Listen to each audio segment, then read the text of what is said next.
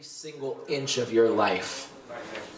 Traffickers are often master manipulators, using whatever leverage to keep victims under control. It can be flattery, gifts, even affection. In this case, 50-year-old Daryl controlled 19-year-old Jolene through fear, threatening her and threatening to hurt the people that she was close to.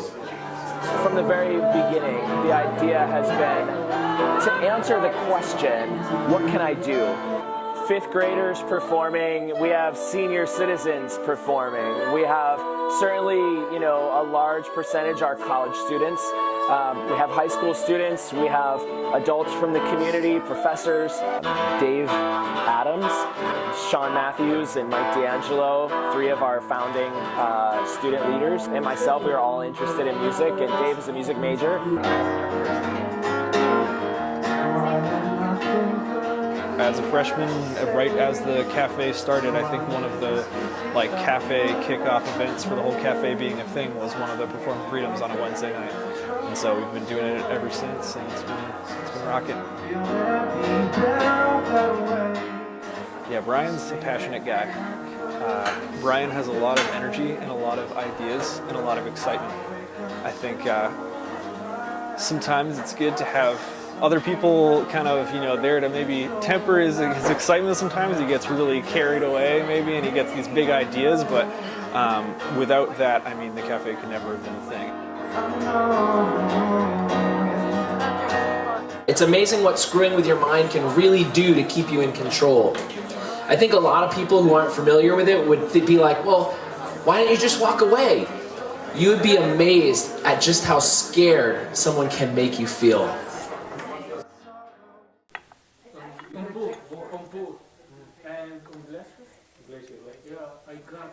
Use two hands and drink in 3 sips. The first is to taste, the second is to enjoy, and the third is to health.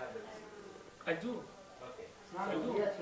up in Lewiston, Maine, was born in Lewiston, lived in the same house for 18 years, and then graduated high school and moved in to my grandparents in Vermont. Hannah, my wife, and I moved to Durham just after a year in Washington, D.C., and we came up here specifically to serve as chaplains, to work with the organization called Chi Alpha Campus Ministries. Jesus, one of his first sermons, if you will, was, I've come to bind up the brokenhearted, provide release for the captives, recovery of sight to the blind, to feed the poor. I think that whole idea has been ingrained in me for my entire life, and is so, I don't know where I begin and that ends. And when it's a religious environment, for some reason there's an innate sense of exclusion.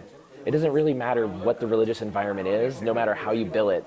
And I think that's negative for everyone. I don't think religious environments should be that way, especially not a Christian environment. We could be a lot busier. We really could be a lot busier. There are certainly, a large percentage of people who are passionate about being an activist, and I think we attract that kind of person.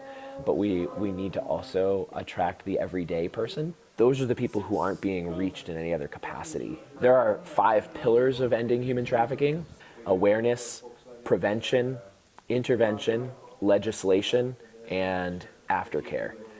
I currently am professionally, connected with Jasmine Marino, who's a local survivor and advocate. Her story is part of the New England Gift Box. The Gift Box is a large-scale awareness-raising resource. It's a walk-in piece of public art that kind of demonstrates how traffickers pry on vulnerabilities, and then it tells the stories of individuals who've been trafficked locally.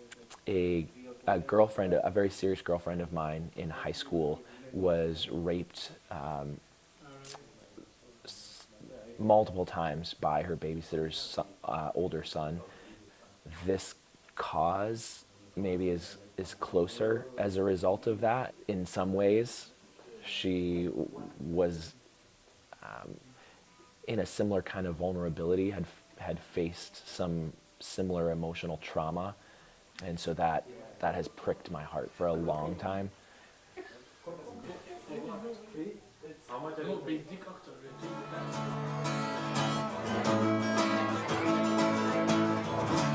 One of the things that I've been really especially excited about as Perform for Freedom has developed has always been about the cause.